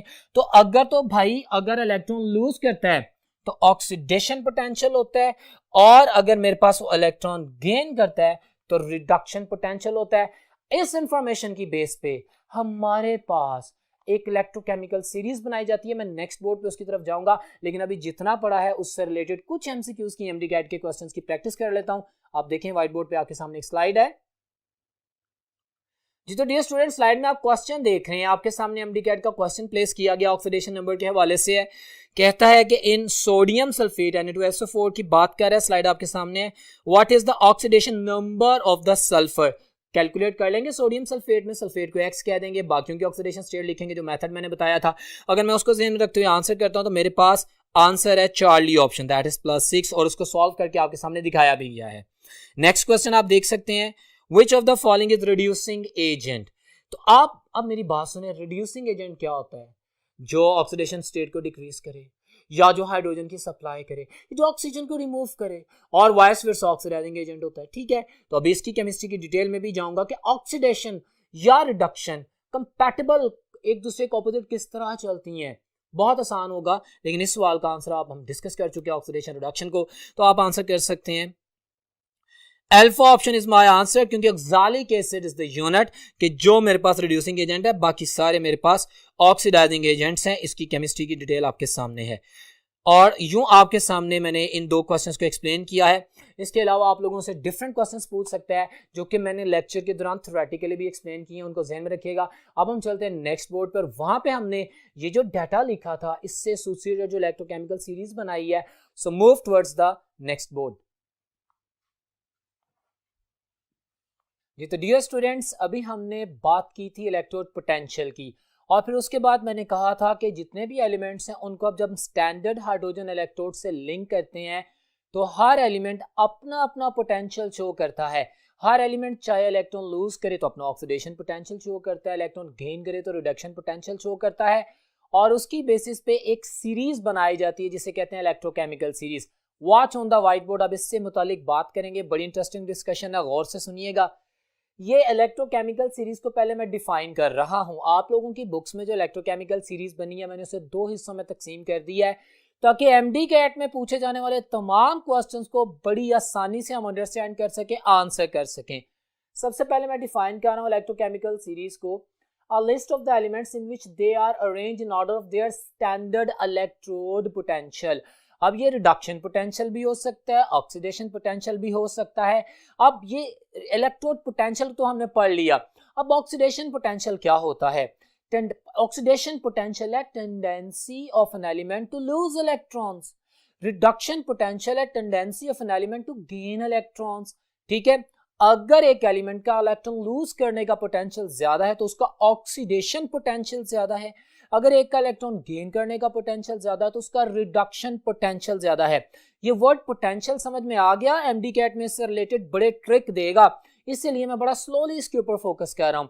अब एक और बात सुने, जिसका ऑक्सीडेशन पोटेंशियल ज्यादा होगा मतलब वो अपना इलेक्ट्रॉन ज्यादा लूज करेगा, इसका मतलब है वो अपने इलेक्ट्रॉन किसी और को दे रहा है। डेफिनेटली रिडॉक्स रिएक्शन होता है, एक का इलेक्ट्रॉन लूज होता है दूसरा गेन करता है। जिसका ऑक्सीडेशन पोटेंशियल ज्यादा है, जिस भी एलिमेंट का भी मैं बता रहा हूं आपको बाद में, जिस भी एलिमेंट का ऑक्सीडेशन पोटेंशियल ज्यादा है वो अपने इलेक्ट्रॉन लूज करेगा दूसरे को देगा। इसका मतलब है उसकी रिड्यूसिंग पावर ज्यादा है क्योंकि किसी को वो इलेक्ट्रॉन ऐड कर रहा है। और gain of electron is reduction. If some element has the tendency to lose electron, it has the high oxidation potential, it means it has the high reducing power to someone else, it has the greater potential to reduce someone else because it has the greater potential to lose its electrons। अपने आप को oxidise कर रहा है, दूसरे को reduce कर रहा है। अच्छा, इलेक्ट्रोकेमिकल सीरीज मैंने आपके सामने लिखी है ये 2 पैचेस में। हमने सबसे पहले जो अपर हाफ जो आप लोगों के पास किताब में मौजूद है जैसे लिथियम, पोटेशियम, कैल्शियम और एंड सो ऑन, ये मैंने सारे एलिमेंट्स लिख दिए हैं। इट्स वेरी सिंपल प्रिंटेड, ये आपको याद होनी चाहिए। क्यों याद होनी चाहिए? एमडी कैट में क्वेश्चंस करेंगे, हम टेस्ट में भी प्रैक्टिस करेंगे आपके सामने, और अभी भी मैं एमसीक्यूज की प्रैक्टिस करता हूं। आपसे वो कुछ बातें पूछेगा, अगर आपको इलेक्ट्रोकेमिकल सीरीज में उनकी तरतीब एलिमेंट्स की याद होगी तो आप better able be answer that. ठीक है, अदरवाइज आप कंफ्यूज हो सकते हैं। सो इसलिए लिखा कि आप इसके ऊपर फोकस करें। उसको मैंने डिवाइड कर दिया। वॉच दिस, ये मैंने एक एलिमेंट्स की सीरीज लिखी है जो इलेक्ट्रोकेमिकल सीरीज हमने स्टैंडर्ड हाइड्रोजन इलेक्ट्रोड से कंपेयर करके बनाई है। स्टैंडर्ड हाइड्रोजन इलेक्ट्रोड इन एलिमेंट्स के नीचे है, हमने आर्बिट्रेरली इसकी वैल्यू 0 वोल्ट कंसीडर की थी। हाँ, उसके बाद आप देखें लिथियम, पोटेशियम, कैल्शियम, ये जनरली आप देख रहे हैं तो दे आर मेटल्स, और मेटल्स भी डिफरेंट टेंडेंसीज की। क्या टेंडेंसी? माय डियर स्टूडेंट्स, आपकी बुक में जो हेडिंग दी गई है वो रिडक्शन पोटेंशियल के पॉइंट ऑफ व्यू से दी गई है, ऊपर माइनस में रिडक्शन पोटेंशियल है। माय डियर स्टूडेंट्स, जो मैग्नीट्यूड रिडक्शन पोटेंशियल की होती है मैग्नीट्यूड वही ऑक्सीडेशन पोटेंशियल की होती है, बस साइन चेंज हो जाता है। अगर आपके पास इलेक्ट्रोकेमिकल सीरीज में जो आपकी बुक में बनाया गया रिडक्शन पोटेंशियल की वैल्यूज लिखी हैं और मैं जो वर्ड बोल रहा हूं ऑक्सीडेशन पोटेंशियल के बोल रहा हूं, तो no need to get confuse. It means I am talking about an element which is showing more tendency to lose electron. If I am talking about the oxidation potential, magnitude will remain same. I'm not talking about the magnitude right now. Here वो MDCAT के question में खुद देगा आपको, ठीक है, आपने उसको फिट इन करना होगा। इसकी अभी हम प्रैक्टिस करते हैं। अच्छा, ये देखें कि आपके पास हम उसका साइन चेंज कर देंगे।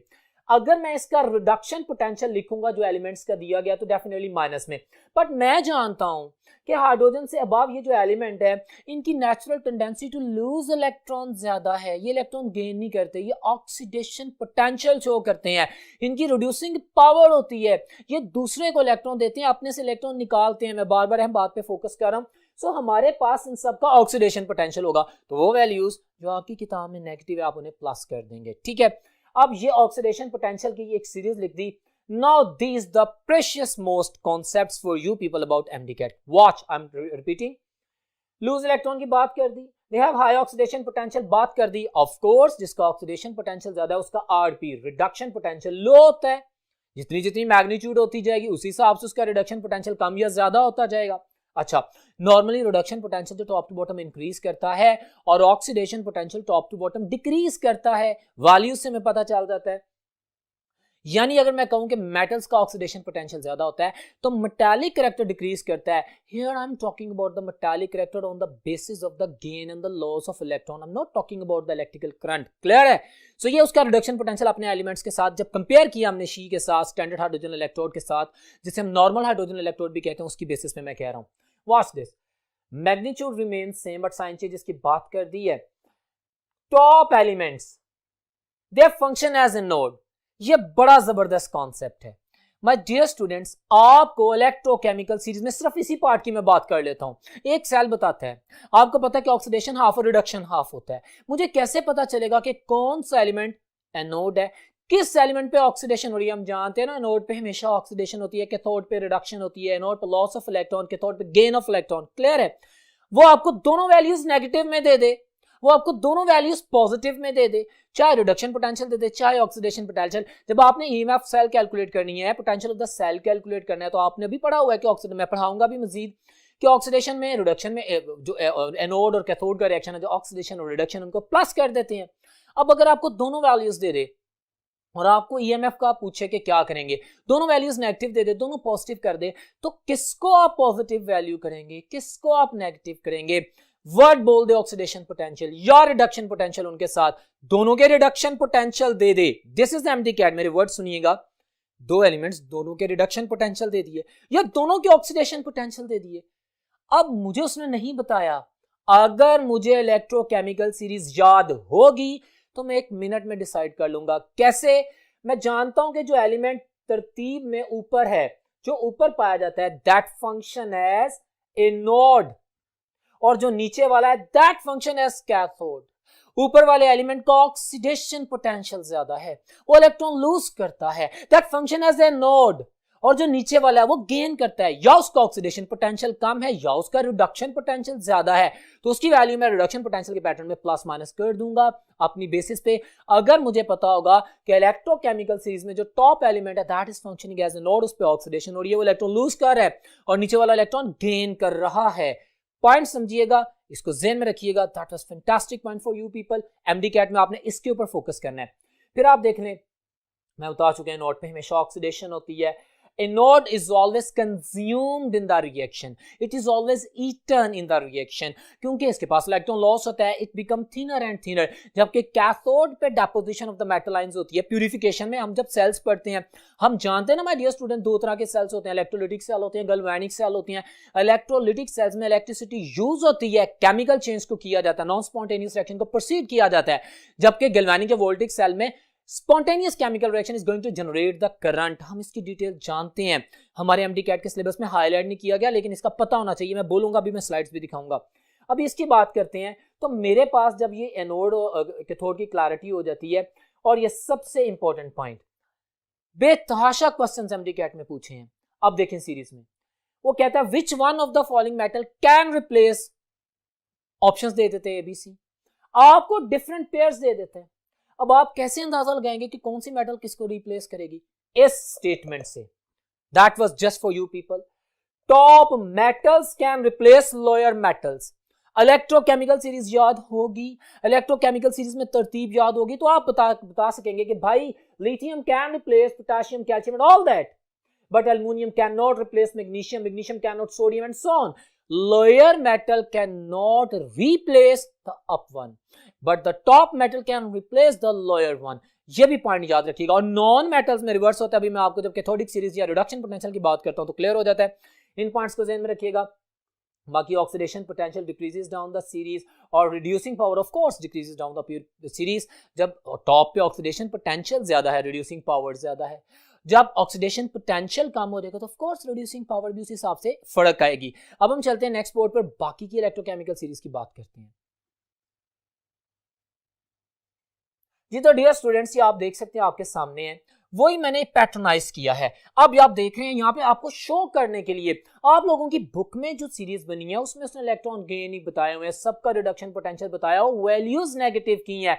That become a little bit confusing, but for the clarity of the concept आप देखें कि जब मैंने ऑक्सीडेशन पोटेंशियल शो किया था सीरीज में अभी बोर्ड पे आपके सामने, मैंने उसमें से पॉजिटिव साइन ही शो किया, बस इलेक्ट्रॉन के लॉस को शो करे हैं, उनका ऑक्सीडेशन पोटेंशियल शो हो रहा है, उनकी मेटालिक नेचर शो हो रही है। व्हाट्स दिस, यहां पर मैंने इलेक्ट्रॉन की एडिशन कर दिया, means they have the tendency to gain electron, it means they have the reduction potential, खुद को रिड्यूस करने का पोटेंशियल।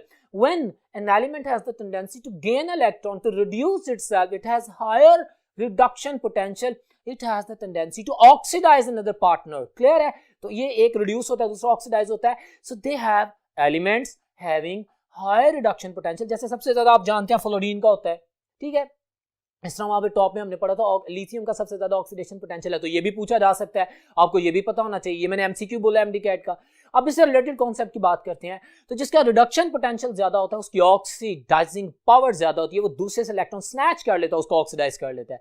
क्लियर है? अब टॉप टू बॉटम मेरे पास टॉप टू बॉटम इलेक्ट्रोकेमिकल चीज में रिडक्शन पोटेंशियल इंक्रीज करता है तो ऑक्सीडाइजिंग पावर इंक्रीज करती है, top to bottom oxidation potential decrease करता है।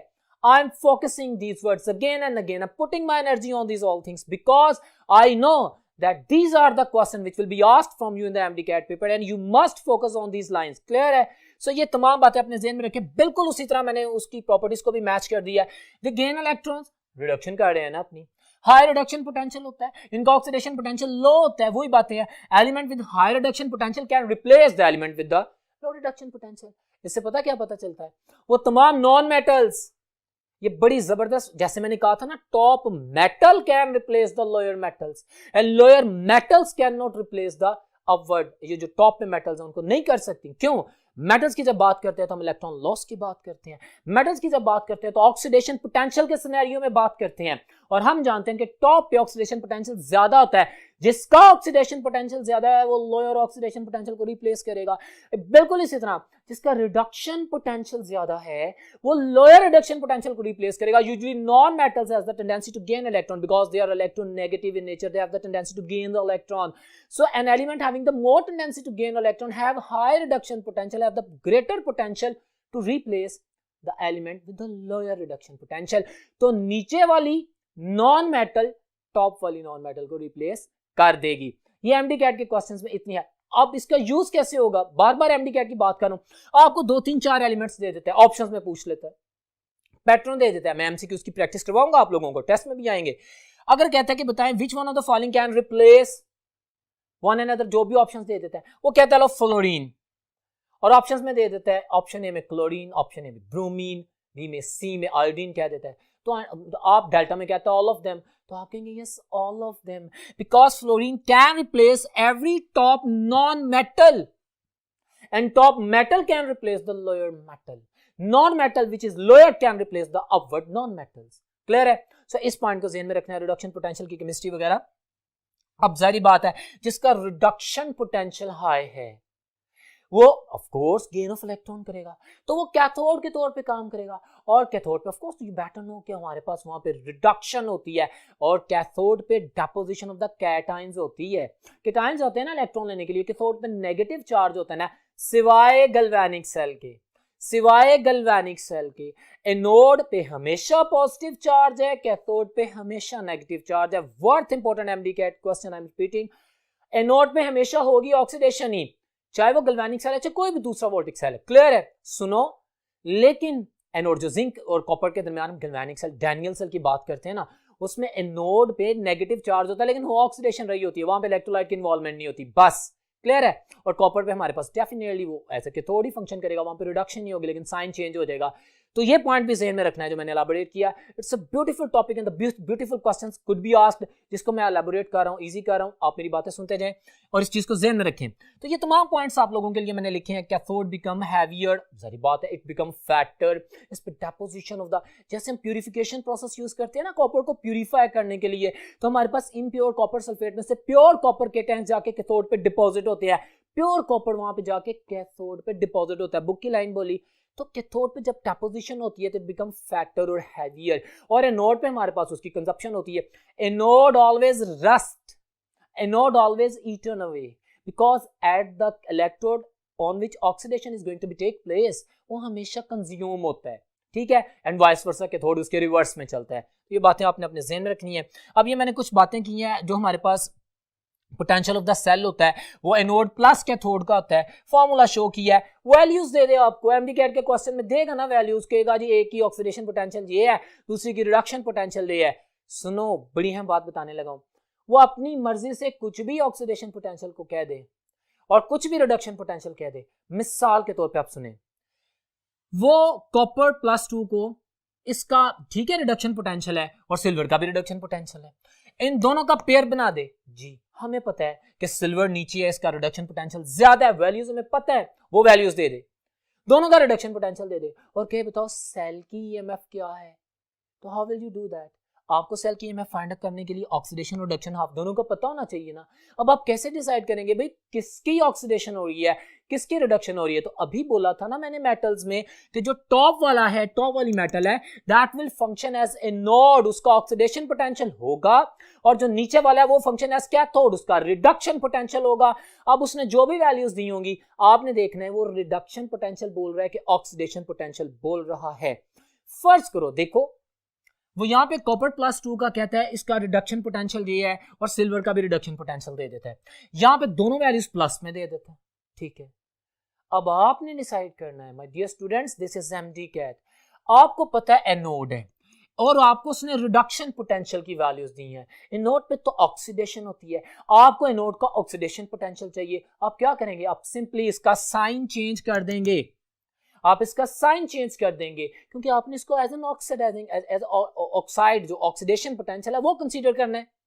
आप इसका साइन चेंज कर देंगे, नीचे वाले को रिडक्शन ही रहने देंगे, दोनों को सम अप करेंगे, हमारे पास जो भी वैल्यू आएगी वो हमें बहुत कुछ बताएगी। What's this application of the electrochemical series, worth important discussion के बाद, पॉइंट्स को एलैबोरेट करने के बाद आपके एमडी कैट के सिलेबस में उसने पूछा है कि हम क्या क्या कर सकते हैं, इस वैल्यूज का हमें फायदा क्या है। तो मैंने हाईलाइट किए हैं जिनको अभी एक्सप्लेन कर रहा हूं। Watch this application of the electrochemical series, ये जो मैंने सारी बातें की हैं, मुझे feasibility of a chemical reaction पता चलती है। अभी मैंने एक लाइन बोली कि मैंने ई सेल कैलकुलेट करना है, मैं कैथोड और एनोड की वैल्यूज को प्लस करता हूं या रिडक्शन में से कैथोड में से ऑक्सीडेशन पोटेंशियल माइनस करता हूं।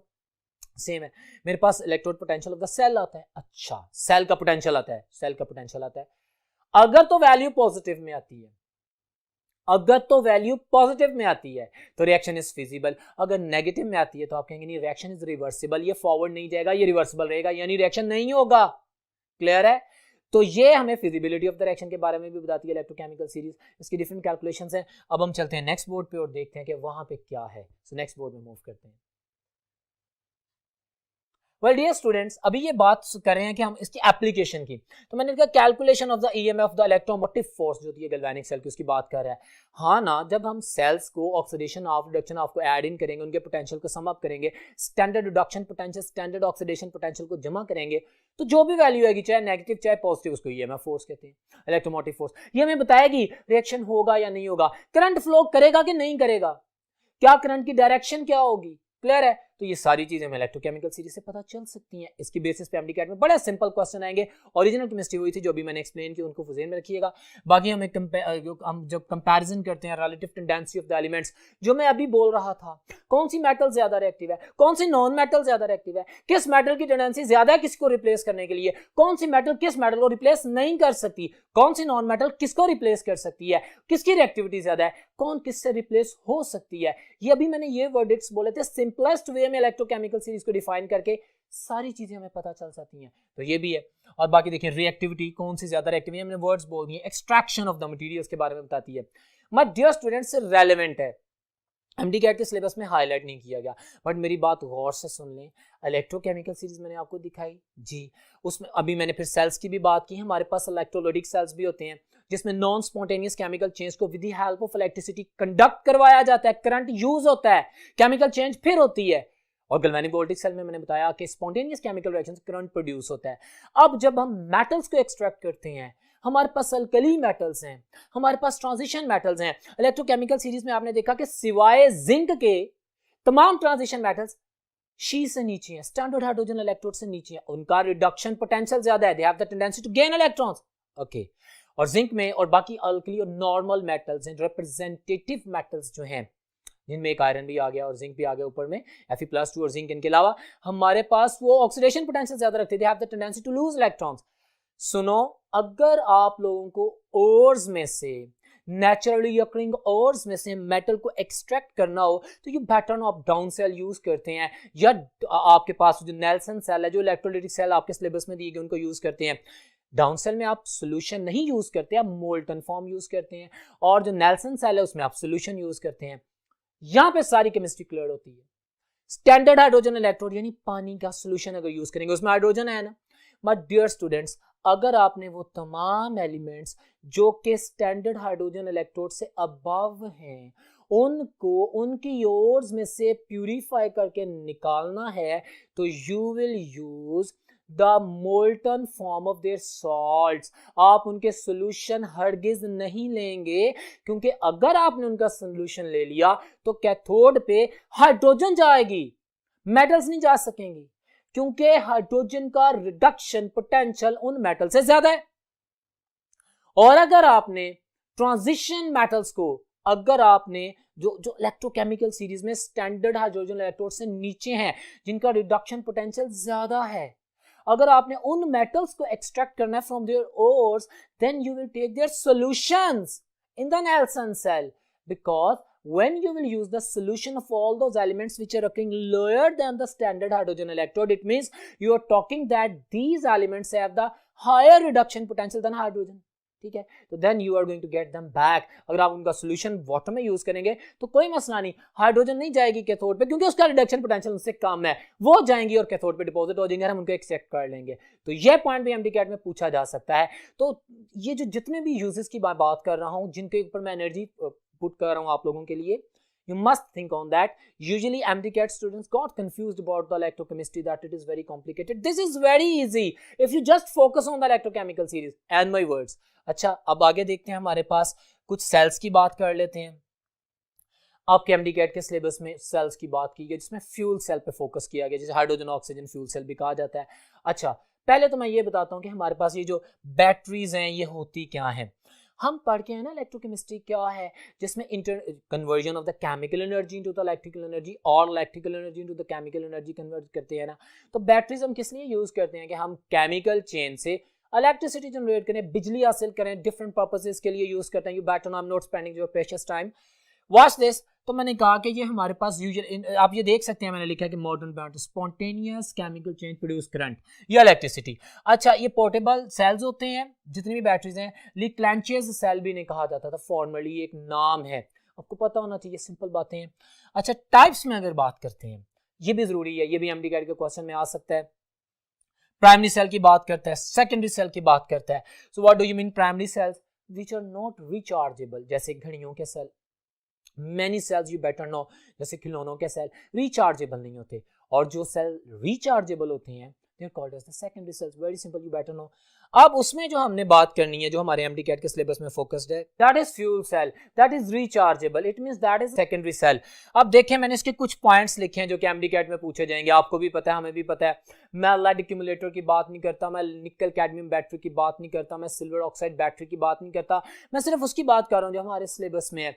तो फ्यूल सेल, ये आप जानते हैं रिचार्जेबल सेल होता है। सेकेंडरी सेल हो गया, इसमें जो इलेक्ट्रोड्स हैं, जो इलेक्ट्रोड्स हैं किसके बने होते हैं, इंपॉर्टेंट पॉइंट है, मैंने हाईलाइट किए हैं, ताकि अभी आपको मैं इसके बेनिफिट्स भी बताऊंगा, इसके डिसएडवांटेजेस भी शेयर करूंगा, then you will get the idea about that.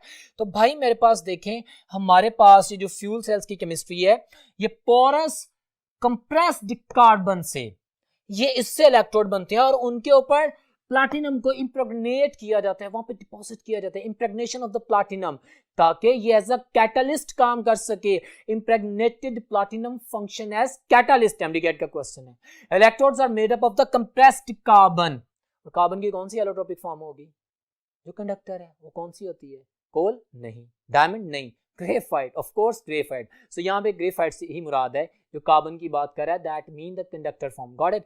अच्छा, उसके बाद है इलेक्ट्रोलाइट, इसमें अल्कलाइन पोटेशियम हाइड्रोक्साइड होता है, याद होना चाहिए, एमडीकैट में पूछा जाता है, मैंने अलग-अलग कर दिए। दूसरा फ्यूल, इसमें कौन सा यूज हो सकता है, हाइड्रोजन यूज होता है। नॉर्मली हाइड्रोजन आपकी बुक में हाईलाइट किया गया है, आपकी बुक में यह भी लिखा गया कि बाकी फ्यूल्स कौन से हैं, वो मैंने हाईलाइट किया क्योंकि एमडीकैट में पूछेगा, आपको डिफरेंट वेरिएशन दे देगा। विच one of the following is the fuel, या which one of the following is the anode in the fuel cell? तो जो फ्यूल है दैट इज एनोड, इसमें जो ऑक्सीजन है दैट फंक्शन एज कैथोड। याद रखिएगा एमडी कैट के हम क्वेश्चंस हैं, आपके सामने ये बातें क्लियर हो जाती है। सिंपल बैटरी है लेकिन चीजें जब पूछता है तो कंफ्यूजिंग हो सकती हैं। ऑक्सीजन फंक्शन एज कैथोड, बाकी hydrogen, hydrogen, methyl alcohol, ammonia they are functioning as anode. Clear है? इलेक्ट्रोलाइट बता दिया, इसके मैंने फ्यूल्स की बता दे। एफिशिएंसी इसकी 60% एफिशिएंसी होती है, सबसे ज्यादा एफिशिएंसी होती है। और एफिशिएंसी को मिक्स नहीं कीजिएगा इस एमसीक्यू के साथ, दोनों बातें आपकी बुक में लिखी गई हैं, इनको मैंने लिखा आप लोगों के लिए। 75% of the fuel bond energy in electricity, ये जो फ्यूल की बॉन्ड एनर्जी उसकी 75% को इलेक्ट्रिसिटी में कन्वर्ट करता है। ठीक है, तो ये दोनों पॉइंट्स आपने अपने ज़हन में रखने हैं। इसके अलावा भी आपको मैं कुछ स्लाइड्स दिखाता हूं जिसमें मजीद कुछ डिटेल्स आपसे शेयर करूंगा और उसके बाद मजीद एमसीक्यूज की तरफ जाएंगे। जी तो डियर स्टूडेंट्स, अभी आप एक स्लाइड देख रहे हैं, उसमें फ्यूल सेल के हवाले से जो बातें मैंने भी बताई हैं, कुछ और प्रॉपर्टीज लिखी गई हैं, सारी इंपॉर्टेंट, आप इसको सुने, नोट डाउन करें और एमडी कैट के पेपर की तैयारी करेंगे। वॉच दिस, कहता है the fuel cell have the following advantages of the fuel cell. कहता है the fuel cell produce electricity and pure water during the space. हम जानते हैं ना कि स्पेस में पानी नहीं होता, जो एस्ट्रोनॉट्स काम कर रहे होते हैं उनको पानी चाहिए होता है, बिजली भी चाहिए होती है। फ्यूल सेल इतना ज़बरदस्त सेल है कि इसकी वेस्ट प्रोडक्ट वाटर है, वेपोराइज फॉर्म में होता है, हाई टेम्परेचर पे काम करता है, इसको वो कूल डाउन करते हैं और बाद में यूज़ भी कर सकते हैं। तो इसमें वो उसने इसको हाईलाइट किया है। Fuel cells are more efficient, मैंने भी बोला सबसे ज़्यादा एफिशिएंट होते हैं। Fuel cell do not cause pollution, of course पानी तो पोल्यूशन नहीं है, बड़ा जबरदस्त एडवांटेज है। इनको कनेक्ट करके मैक्सिमम अमाउंट ऑफ एनर्जी हम जनरेट कर सकते हैं, इलेक्ट्रिसिटी जनरेट कर सकते हैं। Because fuel can supply energy continuously so long the fuels are fed into it. ये खराब नहीं होता जब तक इसमें फ्यूल डालते रहेंगे, यानी इसके हाइड्रोजन, नाइट्रोजन, अमोनियम, एथेनॉल और ऑक्सीजन, ये काम करता रहेगा। जितना ज्यादा कनेक्शन करते जाएंगे उतनी ज्यादा एनर्जी जनरेट करते रहेगा। तो कितना जबरदस्त एडवांटेज इसका कि इसमें पोल्यूशन भी नहीं होती और जो चीज बनती है वो प्रोडक्टिव होती है। Got it? तो उसके बाद इसने सारी बातें लिख दी हैं। फिर डिसएडवांटेजेस जो इसके सामने लिखे हुए हैं, limitations of the fuel cell या डिसएडवांटेजेस, बड़ी खूबसूरत लाइन है। High cost of the catalyst used in fuel cell, जारी बात है प्लाटिनम को एज ए कैटलिस्ट यूज कर रहे हैं, मैंने उसको कहा। तो प्लाटिनियम तो बहुत एक्सपेंसिव मेटल है, वाइट गोल्ड है, तो इसकी वजह से इसे कॉमन यूज में नहीं लाया जाता। ठीक है, हालांकि इसकी एफिशिएंसी ज्यादा है लेकिन इसका एक्सपेंस बहुत ज्यादा है, डिसएडवांटेज आ गया। Difficult in handling the gaseous fuels, of course आपके पास ज्यादातर गैशियस है। मैथनॉल को भी डेफिनेट गैशियस फॉर्म में, हाई टेम्परेचर पे गैशियस फॉर्म में पाएंगे आप, तो उसको हैंडल करना मुश्किल होता है, तो इसलिए ये भी एक कॉम्प्लिकेशन आ जाती है। नॉर्मल बैटरीज में आप देखते हैं ये सॉलिड होती हैं, लिक्विड होती हैं, तो अदरवाइज दिस प्रॉब्लम इज। उसके बाद कहता है high corrosive nature of electrolyte, इसमें लिखा है high corrosive nature of electrolyte. Definitely जो इलेक्ट्रोलाइट है पोटेशियम हाइड्रोक्साइड है, बेस है, तो बड़ी जबरदस्त क्रोजन कर सकता है। एक और चीज ऐड कर लें इस स्लाइड के अलावा भी, इसमें हेट्रोजेनिटी बहुत ज्यादा होती है। Fuel cell is heterogeneous in nature, क्यों? इसके पास हमारे पास गैसेस में फ्यूल है, इलेक्ट्रोलाइट इसका मोल्टन फॉर्म में है, फेजेस चेंजेस है ना, और सॉलिड फॉर्म में हमारे पास इसके इलेक्ट्रोड्स हैं। हेट्रोजेनिटी आ जाती है, उनकी फिजिकल स्टेट्स में डिफरेंस आ जाता है, इस वजह से भी ये एक डिसएडवांटेज है, इसका काम नहीं होता। तो ये मैंने advantages and disadvantages fuel cell के बताए। माय डियर स्टूडेंट्स, इसके अलावा आप कुछ एमसीक्यूज की प्रैक्टिस करते हैं। At the end of our topic हम इन तमाम एमसीक्यूज की प्रैक्टिस करते हैं जो कि इलेक्ट्रोकेमिकल सीरीज के हवाले से पूछे जा सकते हैं, फ्यूल सेल्स के हवाले से पूछे जा सकते हैं, और अपने नॉलेज को इंप्रूव करते हैं। जी तो डियर स्टूडेंट्स, अभी आप एक स्लाइड देख रहे हैं, आपके सामने क्वेश्चन है, वो कह रहा है कि mark the incorrect statement about the standard hydrogen electrode, mark the incorrect statement about the SHE. और वो देखें ऑप्शन ए में कहता है it is used as a reference electrode. अच्छा, when it act as anode, definitely हमारे पास हमें बता रहा है कि वो इलेक्ट्रॉन का जो लॉस है, ठीक है, ऑक्सीडेशन हो रही है। चार्ली में कहता है when it act as a cathode, electron gain करेगा, ठीक है। इनकरेक्ट देखनी थी, when it is connected zinc electrode it act as anode. My dear students, hydrogen नीचे इलेक्ट्रोकेमिकल सीरीज में, जिंक ऊपर है, हमें पता है, हमने अभी इसी की बात की। तो जो ऊपर वाला एलिमेंट है वो एनोड होता है, तो ये हाइड्रोजन का एनोड कह रहा है, गलत कह रहा है। जिंक एनोड है, hydrogen will function as cathode, क्योंकि हाइड्रोजन का रिडक्शन पोटेंशियल जिंक से ज्यादा है, या दूसरे लफ्जों में जिंक का ऑक्सीडेशन पोटेंशियल ज्यादा है, इस वजह से वो एनोड है। क्लियर है? सो डेल्टा ऑप्शन इज रॉन्ग, ये मेरा आंसर है। एक और क्वेश्चन आपके सामने है, Identify incorrect statement about the standard hydrogen electrode. She के बारे में incorrect statement. It is used as a reference electrode. ठीक कह रहे हैं.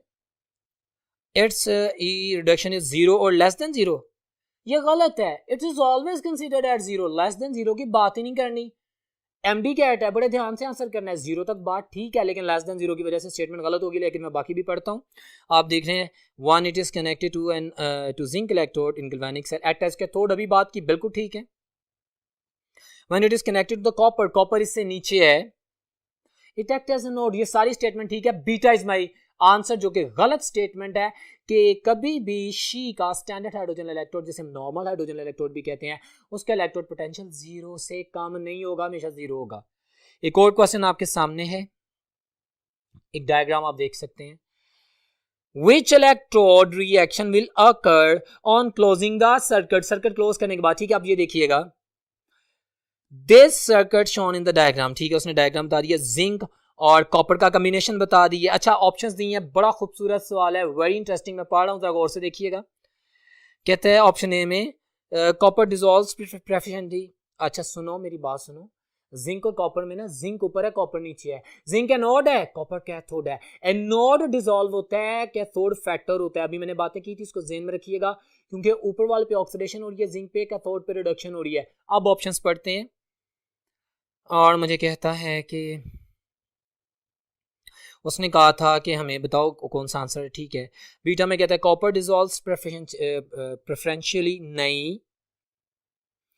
अच्छा, कहते हैं zinc and copper both dissolve, नहीं भाई, zinc, delta is my answer, zinc dissolves preferentially, तो delta is my answer because not dissolves, do not copper, copper cathode है, वो तो फैक्टर होगा, वो मतलब उसकी विड्थ बढ़ेगी, उसका मास बढ़ेगा, उस पर डेपोजिशन होगी, so delta is my answer. एक और क्वेश्चन आप सामने देख सकते हैं, इन एन इलेक्ट्रोकेमिकल सीरीज, वही सीरीज के क्वेश्चंस आ रहे हैं ना, elements are arranged on the basis of pH scale, pOH scale, pKa scale या hydrogen scale. Of course hydrogen scale, standard hydrogen electrode से कंपेयर करते हैं। So delta option is my answer. Slide आपके सामने है, और मजीद डिस्क्रिप्शन भी आप देख सकते हैं, इसके हवाले से कोई भी पूछे जा सकता है। एक और क्वेश्चन आप देख सकते हैं आपके सामने माय डियर स्टूडेंट्स, क्वेश्चन है, mark the incorrect statement about the following terms used in the redox reaction in terms of the oxidation number. Oxidation number की टर्म्स में जो उसने क्वेश्चन किया, अब उसने टेबल दे दिया, इंफॉर्मेटिव क्वेश्चन है। अल्फा में कहता है ऑक्सीडेशन, लॉस ऑफ इलेक्ट्रॉन, उसका क्वेश्चन क्या है, इनकरेक्ट स्टेटमेंट देखनी है। अल्फा ठीक है। बीटा में कहता है रिडक्शन, गेन ऑफ इलेक्ट्रॉन, तो decrease in the oxidation state, बिल्कुल ठीक है, बेसिक डेफिनेशंस जो मैंने बताई थी।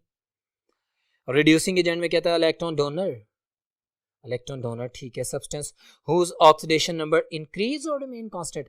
माय डियर स्टूडेंट, ये यहाँ तक तो बात मैं सही कह देता हूँ कि रिड्यूसिंग एजेंट है, इलेक्ट्रॉन डोनेट करता है, रिड्यूस करता है दूसरे को, लेकिन आगे वो जो स्टेटमेंट बोला है, मैं करेक्ट स्टेटमेंट बोलता हूँ, नीचे आंसर भी लिखा हुआ है कि in fact in the redox reaction oxidation number of the reducing agent always increases.